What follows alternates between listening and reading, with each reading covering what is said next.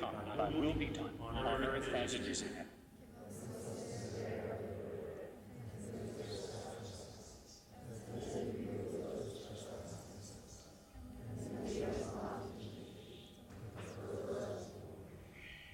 In the name of the Father, and of the Son, and of the Holy Ghost. Amen.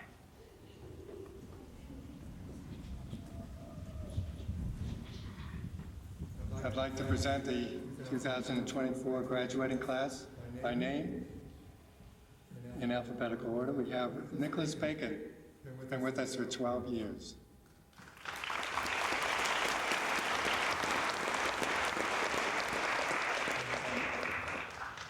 Kate Coakley has been with us for 7 years.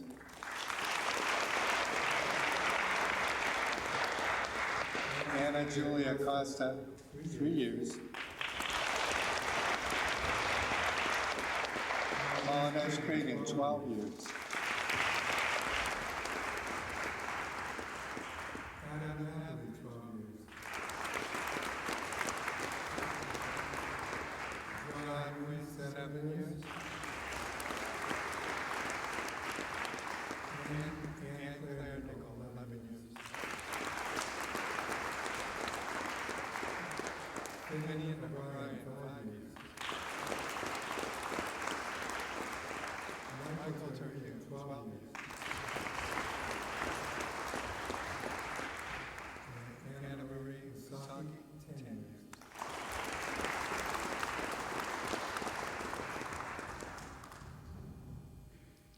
I would like you to realize and recognize how well trained they are. They're all here on time today, full uniform. But it's my pleasure to introduce the salutatorian initiative.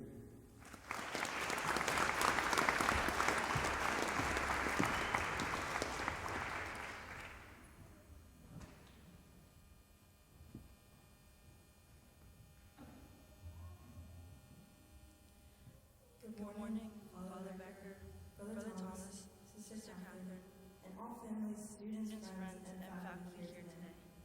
Thank you for all coming to celebrate and watch us complete our education at Immaculate Heart of Mary School. On behalf of the class of 2024, I can say that each one of us has been looking forward to this day for a long time, and the fact that we are finally here on this stage still seems unreal. So again, thank you so much for taking the time to come and share this moment with us. Personally, this day would not have been possible if not for the kindness and patience of all teachers and students who have put up with me over the years. Brother Matthew has never failed to make adjustments for me in any classes, even when I just up and went to Italy for 10 days without telling him. Thank you for teaching much needed public speaking, as well as for giving me solid grounding in theology. I will never forget how appalled you were at an NHS induction ceremony when I printed my speech double-sided and literally had to turn my paper over in the middle of the speech. I did not make that mistake today. Likewise, Brother Patrick Joseph and Brother Christopher Isaac, you have both been so supportive in my high school years. I would like to share a memory specific to this graduating class. 4 years ago, at the end of our 8th grade year, this class came to the gym, and on the bleachers we observed a bunch of paper bags. For those of you who don't understand, our class never had an 8th grade graduation, and inside those paper bags were our diplomas. And that was all because of the craziness of COVID.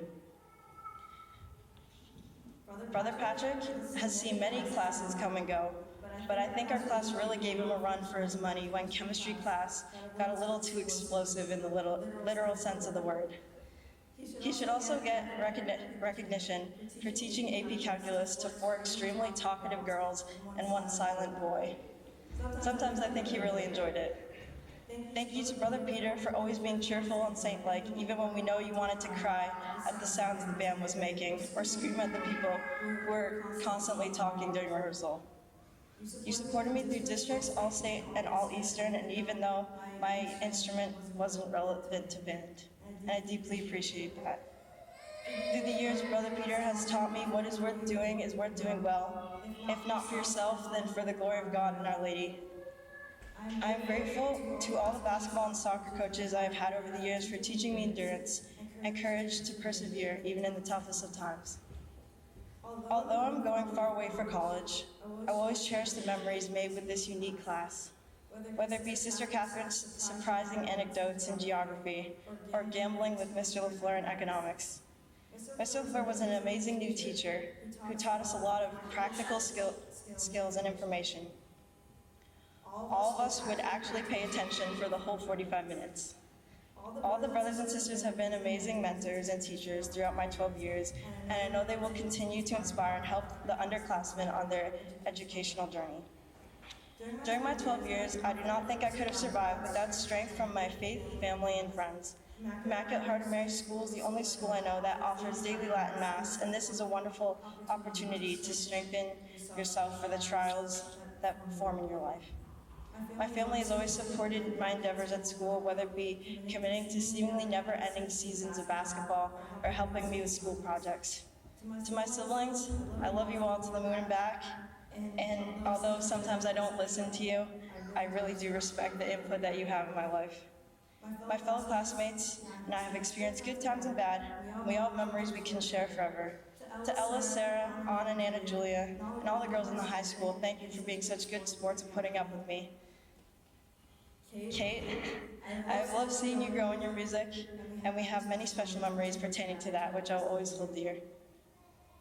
And Claire, our friendship has been since second grade, and although at first I was not your biggest fan, I cannot imagine living life without you. You're basically family to me, and whether you had to put up with me and one of my crazy ideas or drive me home from school, even though my house is in the opposite direction of yours, you have always put up with me patiently, and I can't thank you enough for always being there. I would like to the gentlemen in my class, I would like to thank you for always keeping class interesting by your creative answers to questions and your humorous shenanigans. To our entire graduating class, I will miss each and every one of you, and I wish you the best of luck in your future dreams and endeavors. Throughout the years, I have formed some of the strongest friendships with the students at this school. Memories of basketball, bizarre NHS projects, and some pretty entertaining public speaking classes will always make this school special for all of us. All these activities, combined with my faith and schoolwork, have given me a solid foundation here at this school. But another part of me is rooted in my music education. Since age 12, I've been with the Boston Youth Symphony Orchestras, and I would not be who I am today without music. And a lot is to be said for the level of musicality that I've achieved through that organization with so many great conductors and coaches. I would like to thank all my teachers for helping me form my foundation. In the lower grades, I had all sisters as my teachers, and I would like to thank especially Sister Mary Claire and Sister Marie Therese for putting up with me during my roughest teenage years. Last but definitely not least, thank you to the two people who have spent hundreds of hours of time driving me to school, music lessons, orchestra rehearsals, parties, you name it. They have spent thousands of dollars and sacrificed the majority of their Sundays for the past 5 years to let me get the level of music education I wanted to achieve. They've always been supportive of my goals and always tell me if I truly love something and work at it, they will go through any obstacle to fight for me to get it. There are no amount of words I can express to my parents for all the love they have given me. You both have given me every opportunity to grow in character, faith, and music through every power in your means.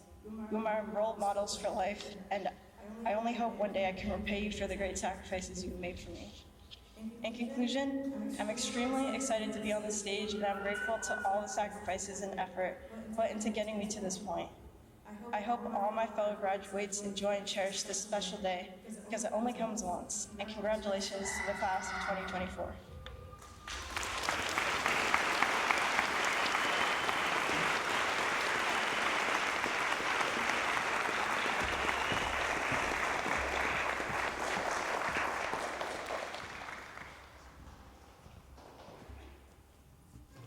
On behalf of the teachers, I would like to thank Malavesh, because she contributed a lot to this school. She wasn't just sitting there trying to get by. She participated fully. She used her talents and she grew her talents, and she gave us her best. And now the valedictorian is Anne Marie Nicole.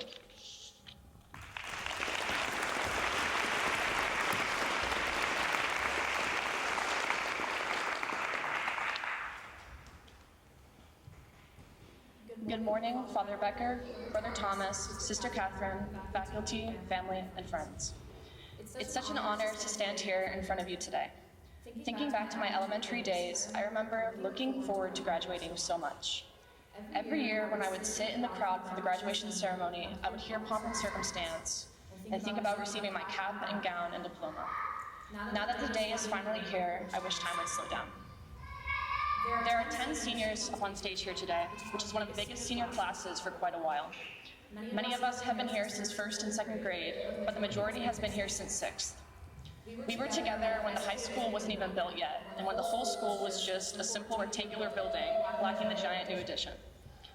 We have lost and gained many people from this class, but we 10 are the ones who have stuck with it all through high school. I remember so clearly the day we were sitting in our biology class and Molnesh said, "Guys, this is the last class we'll ever have together, just us 10. I think that's when reality hit for a lot of us that high school would not last forever. I have a few fond memories of the class that I'd like to recall today. In 10th grade, we had Latin 2 with Sister Magdalene, and we were finally able to convince her to put on a Latin play. One of our only options was Snow White and the Seven Dwarfs. We practiced every day, learning our lines in English and in Latin, and ended up putting on a performance that was really fun in the moment, but that probably scarred us for life because of the bad acting. We will never forget Finn saying, "Behold the most beautiful maiden, she must be led to me by my castle," or Kate getting lost among the prop bushes on our way off the stage. We still bring up the mass ski race from 3rd grade when we're in study hall, or our piñata on Mexican Day, or dozens of art classes in an art room overlooking the view of the valley, and throwing a party for Sister Marie Germain in 6th grade when she read Tom Playfair to us for hours. I also remember when last year, right before Christmas break, nearly everyone was wiped out by killer flu, when only 5 students and a feverish Brother Patrick sat in the upstairs classroom playing Monopoly and drinking tea with Brother Matthew on the day of the canceled Christmas party. When we took biology 2 years ago, sometimes we would forget that we had a lab, and then we would kind of have to run down, more like sprint down to lower school, where Sister Elizabeth was waiting with infinite patience. And usually, the boys would show up still 10 minutes later than the girls. Then we would proceed to chat loudly through the entire lab as we cut up the starfish. I'd like to give some special thanks to all of our teachers, to the sisters for all the years in elementary school that built the foundation for all we have learned. Really grateful for all of you. And especially to our high school teachers, and a few in particular. Brother Patrick, for all the English, chemistry, physics, and AP Calc classes you taught us. The 5 Calc students up here may never forget all the suffering we endured together, especially having 50 problem homework assignments, almost every night. But playing through science was pretty fun. Brother Matthew, for providing us with an excellent foundation in religion and theology, one that will help us through the world and to always stay on the straight and narrow path. Thank you also for your public speaking classes, which I wish I could have taken before many a poorly delivered talk. Mr. Lafleur for teaching us economics. This class is one of the most interesting and helpful classes I've ever taken, and it was especially fun to watch movies and gamble with candy to learn about finance. Brother Chris, for all the years of English and history and also algebra, thank you very much for all those years. You also gave us such an excellent foundation in math, which I need for Calc. Thank you for all the teaching they gave us. Mr. Olbash for providing us with so many opportunities in the choir, picking such incredible pieces to sing, especially at Hattie's Little Mass and Bars Road. Especially thank you for helping us to participate in districts and state. To Brother Peter, for all the practices, parades, band trips, and even the stuffy bus rides that we suffered through. I think I speak for all of us when I say that joining the band was one of the best decisions I made in high school. Speaking from experience, I know it's always annoying when seniors say this, but I really do not know what you guys are going to do. I would also like to say a few personal thank yous to my parents, who brought me to IHM in the first place. I know that I have not always seemed grateful for it, but thank you for all the late night hours studying, helping with my homework, and thousands of miles of gas when driving me to school. Sending me to IHM was the best decision you made for me, and I'm so happy you did. I love you both infinitely. Thank you. To my fellow graduates, the class of 2024, I'm confident that the bonds of friendship we have formed will continue for years to come, and that all our memories together will last a lifetime. Thank you for all the times chatting in the study hall. Thank you for all the memories that we've shared. I especially like to thank Molnesh, my best friend. I couldn't have gotten through high school without you. Love you very much. Some of us want to go to college, some of us want to have careers in the workforce, and some are still figuring it out. I won't name any names, but some people claim that they will be millionaires in a few years. But let's never forget to take with us the spirit of IHM wherever we go and whatever we do. The heart and soul, what gives life to the academics, the music, the sports, all we did at IHM is the faith. I truly believe that the Catholic education we have received here at IHM will help us a lot in the next chapters of our lives. Without all the preparation we received, we would not be the same well-informed people we are. The faith that we have known will guide us in all the decisions we have to make, big and small. So this is my final goodbye to all of you here at IHM. I am so happy that I have been able to form friendships with so many of you, and to get to know so many kind, friendly, funny people who have lifted me up and made me a better person. Best of luck to all of you. And to my fellow seniors, no matter what we end up doing, I know that the friendships we have formed will last a lifetime. I couldn't have imagined going through this journey with anyone but you. I can't wait to see what we all accomplish, and I'm so proud of all of you. You are my family, and I will really miss you all. Thank you for everything.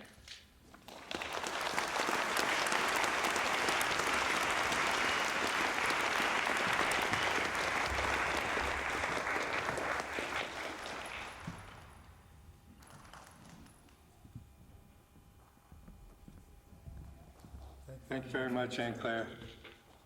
It's good to see that our graduates have some good, happy memories of IHM, and we have some good memories of them also.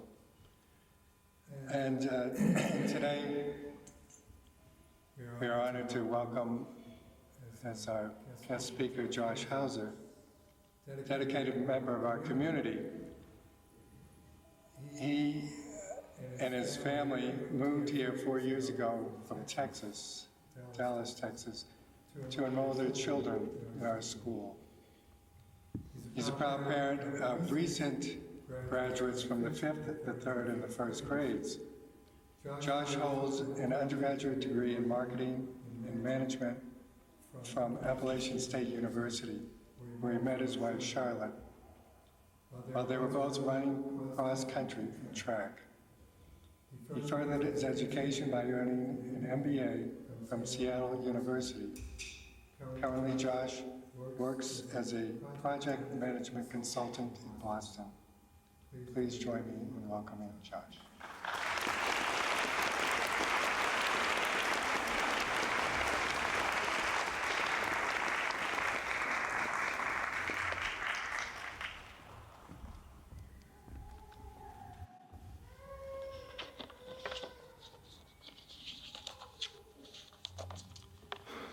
Good morning.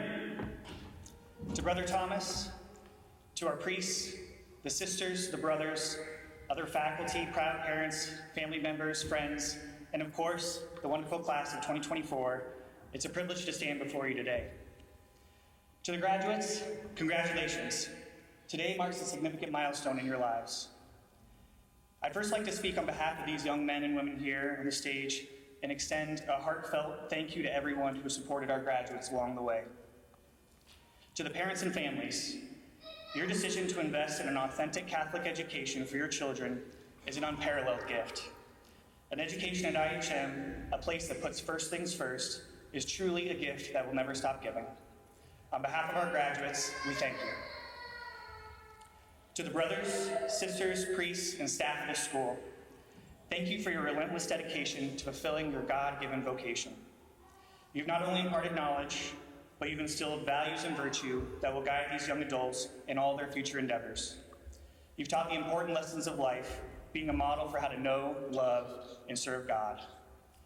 St. John Vianney, in talking about vocation, said, "A soul that is consecrated to God cannot just live for itself, it must live for others." Through your vows and charism of imparting the true Catholic faith through this school, you exemplify what it means to live for others. Again, on behalf of our graduates, thank you.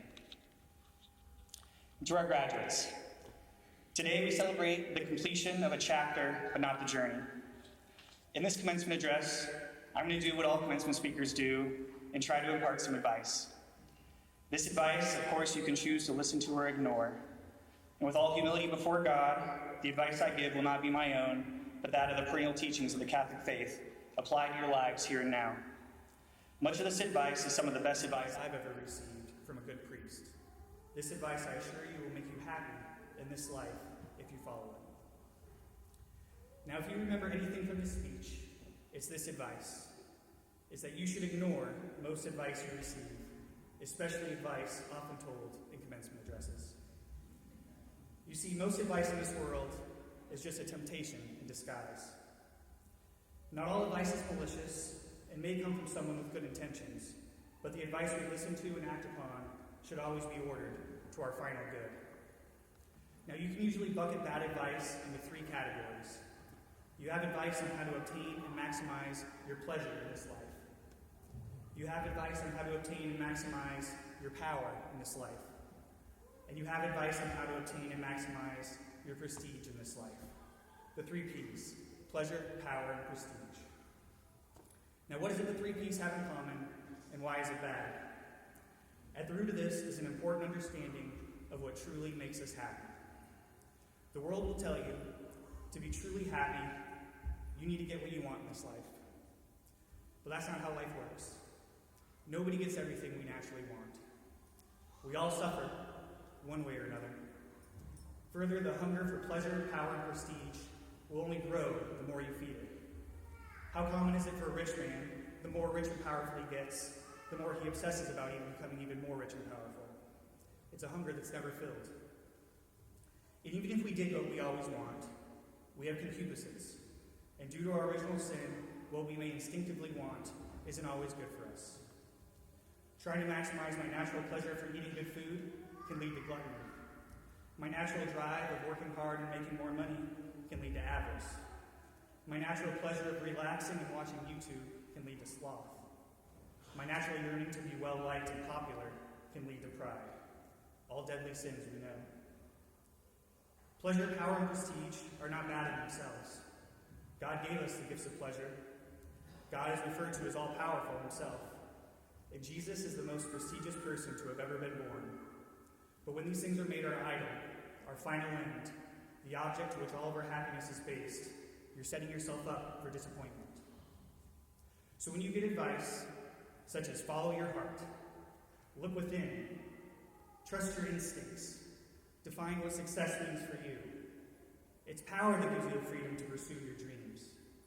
Follow these steps for how to win friends and influence people. Live and let live. Let passion be your guide. You should stop and think. What is this advice ordered towards? Due to our natural inclination to sin, this advice can often be ordered towards just maximizing our pleasure, power, and prestige, making those our idols. And that isn't good for us and won't make us happy.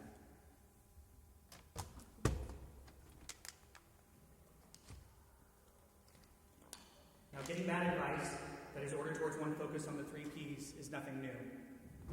It's an old trick of the devil himself. After Jesus fasted 40 days in the desert, Satan came and put before Jesus three temptations disguised as advice.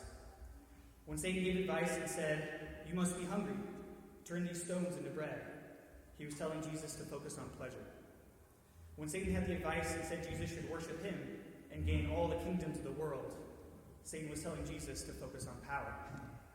And when Satan told Jesus to do a swan dive off the top of the temple, that'll surely impress him, Satan was telling Jesus to focus on prestige. What was Jesus' response to all this advice in the desert from Satan? His response to each of these was to point not to his own will and wants, but to his Father's. To the pleasure of bread, Jesus pointed to the supremacy of his Father's word.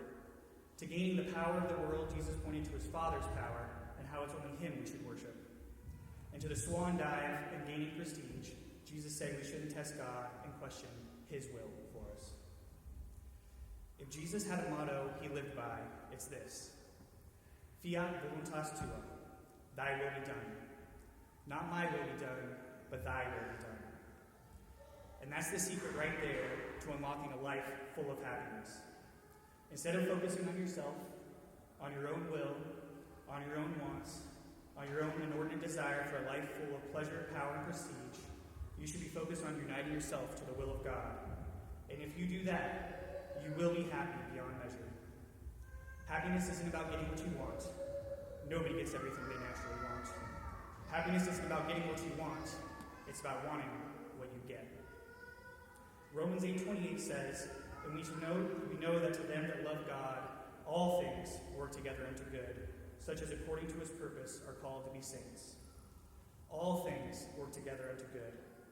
Whether it's a huge blessing in your life or a huge setback in adversity, it all comes from God through his active or permissive will. Alphonsus the Great, when asked whom he considered the happiest person in the world, said, "It's he who abandons himself to the will of God and accepts all things, prosperous and adverse, as coming from God."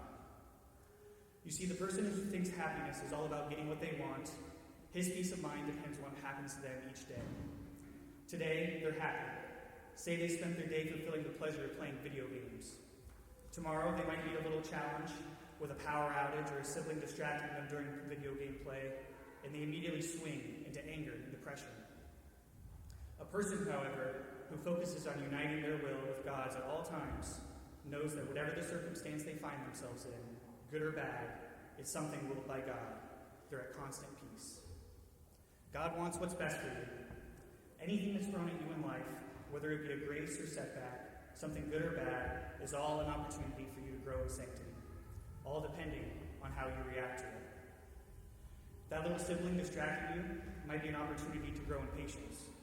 That misunderstanding with your teacher might be an opportunity for you to grow in humility. That sickness might be an opportunity to grow in trust in God. Whatever the reason you face adversity, it's a good reason because God willed it. And when you unite yourself with God's will, you should be thankful and you should be happy. St. Alphonsus Macaulay says, "Those who love God are always happy because their whole happiness is to fulfill, even in adversity, the will of God." He goes on to say that this is the happy lot of man who will only what God wills, because everything that happens, save sin, happens through the will of God, and nothing can take that happiness away from you. He says this is the beautiful freedom of the sons of God, and it is worth vastly more than all the rank and distinction of blood and birth, more than all the kingdoms of this world. To practice always being happy, you can deduce 3 steps from St. Alphonsus' writings.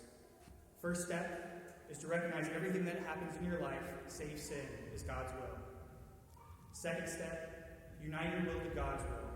Discern what God is asking from you, pray about it, listen. How should you react to the situation? How is this an opportunity to grow in sanctity? Third step, be at peace. Trust in God. Know that he wills only what's good for us, whether we understand it or not.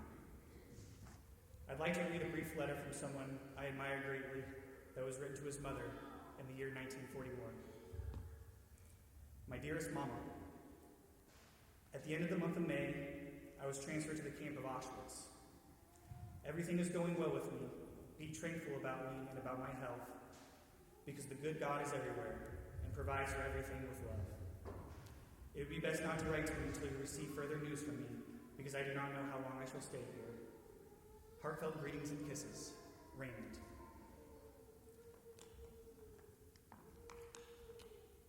Now, Raymond's religious name was Maximilian Kolbe. You all, I'm sure, know the story. This letter, written to his mother, one that exudes a profound sense of peace and love, was the last letter that Maximilian Kolbe would ever write. A short time later, a prisoner escaped from Auschwitz, prompting the camp's commander to select 10 men to be starved to death as a punishment and deterrent against future escape attempts. When one of the selected men cried out in despair for his wife and children, Maximilian Kolbe volunteered and stepped forward and asked to take his place. His request was granted. The 10 prisoners were taken to an underground starvation bunker. According to witnesses, Kobe was by all measures happy. He led the prisoners in constant prayers, hymns, and recitations of the rosary. He provided comfort and hope to his fellow prisoners. He encouraged them to endure their sufferings with courage and trust in God's will. After 2 weeks in the starvation bunker, Maximilian Kobe was the last survivor, and he was still singing hymns, happy by all accounts. The guards, eager to speed things along, gave Kobe a lethal injection of carbolic acid. Maximilian Kobe is reported to have lifted his arm for his executioner, happy to fill God's will in that moment, to become a martyr, a hero of the faith. If Maximilian Kobe can be happy in Auschwitz, we can be happy regardless of our present circumstance, all if we unite ourselves with God's will. Now, what is God's will for you? It's simple. God is calling each of you to be saints. What that looks like will be different for each of you, but if you're committed to discerning in prayer what's God's will for you and aligning your will with His, I assure you, God will make it clear. God wants what's best for us. Again, first step, recognize everything that happens in your life is God's will. Second step, react and align your will with God's will. And third step, be at peace, trust in God, and be happy. Now that is all easy in theory, but can be hard in practice. We still have temptations. We still have people giving us advice on how to maximize our pleasure, power, and prestige. So what can you do? I recommend a fight. To battle your inordinate desire for pleasure, I recommend this. Do something hard every day. Pick something, anything. You can fast from 12 to 3. You can wake up, jump on your knees, and say 3 Hail Marys. Whatever it is, stick to it, no matter how you feel. The mortification you practice will give you discipline and help you say no when those larger temptations inevitably come. To battle your desire for pleasure, do something hard every day. To battle your inordinate desire for power, be a slave of Mary. Live out your Marian consecration. Say your morning offering and mean it. Give up your power, your deeds, your works, your joys, your sufferings. Give it all up to Mary. She is the perfect saint, modeled perfectly that motto of our Lord, thy will be done. Offer everything you have to Mary, who will dispose of your merits in perfect union with God's will. To battle your desire for power, be a slave of Mary. And to battle your desire for prestige, go to confession regularly. You shouldn't be so caught up with what the world thinks of you, but where you stand with God. Know thyself. What's your predominant fault? Pray about it. Find it. Take action to improve. To battle your desire for prestige, humble yourself and go to confession regularly. Do something hard every day. Be a slave of Mary and go to confession regularly. When you follow this advice, you won't be like the rest of the world. Others think happiness is all about getting what you want. True happiness is not about getting what you want. It's about wanting what you get. Whatever you get thrown at you, know it's God's will.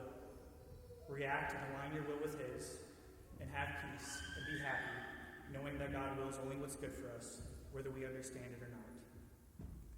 People in this community, the brothers and sisters, are honestly the happiest people I've ever met. All because of uniting your will with God's will. When you leave this community, this amazing bubble, you're going to meet a lot of unhappy people in this world. People focus on always trying to get what they want, and they're not happy because nobody gets everything they naturally want. Don't let those people drag you down. Be a shining light for them. Be joyful. Let them see the light of Christ in you. Those who love God, uniting their will to His, are always happy. Fiat voluntas tua. Congratulations again to the class of 2024. Christ is King to the heights.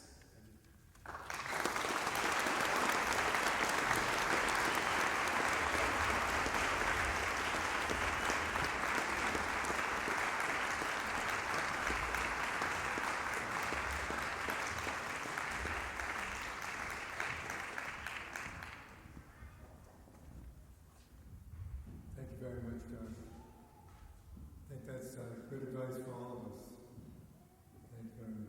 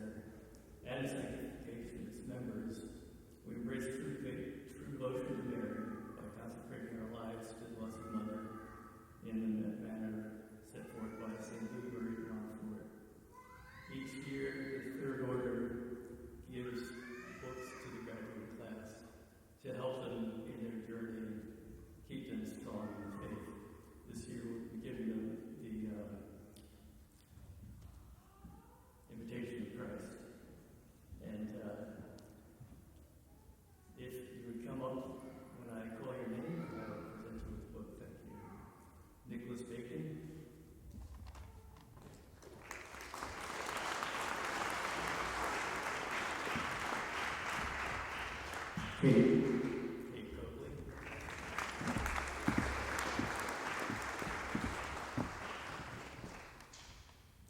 Anna Julia Costa.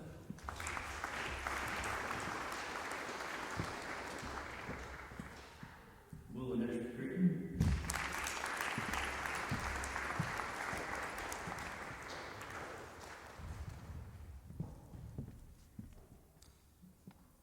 Adam Napoli.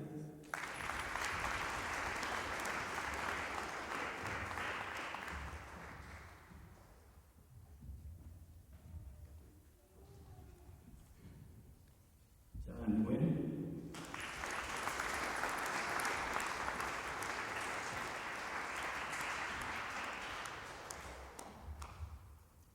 And Claire Rickman.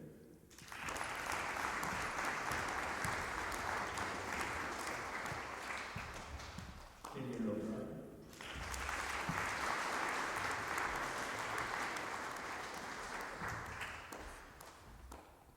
Michael Terrier.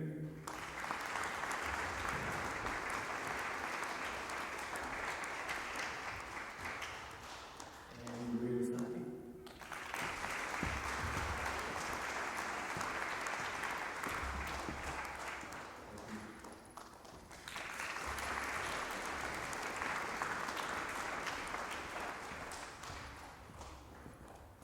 Thank you, Alder.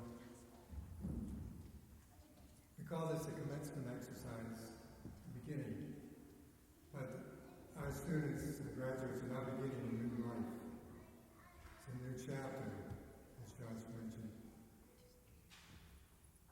If someone is going to college on a baseball scholarship, and he becomes better, and finally ends up in the National Baseball Association, no one expects him, he's in a new stage, no one expects him to become a golfer. He's going to take what he's learned in the past and the skills he has, continue to perfect them. And that's what we hope our students here, our graduates, will do, that they will perfect the skills, the faith they learn here, become outstanding Catholic citizens, Catholic members, proud of what they've learned and proud to be followers of Jesus Christ. Now, Josh talked about doing something hard. He and he met his wife, they were both on the track team. Josh still does track, does these marathons. Not this simple, wimpy 26-mile marathons. These 75 and 100-mile marathon weekends. And the goal that he has is to finish, to cross the finish line. Well, he used to tell us a story when he was growing up. He had a friend who ran the marathon every year, but it was a lot smaller marathon than it is today. But he would just give his all to be out front in the first and second mile, so that his mother could hear on the radio that he was winning the race. There's Johnny the pastor, first in the race. But that would only last a couple miles. He did it for fun. He did it for prestige, little fame there.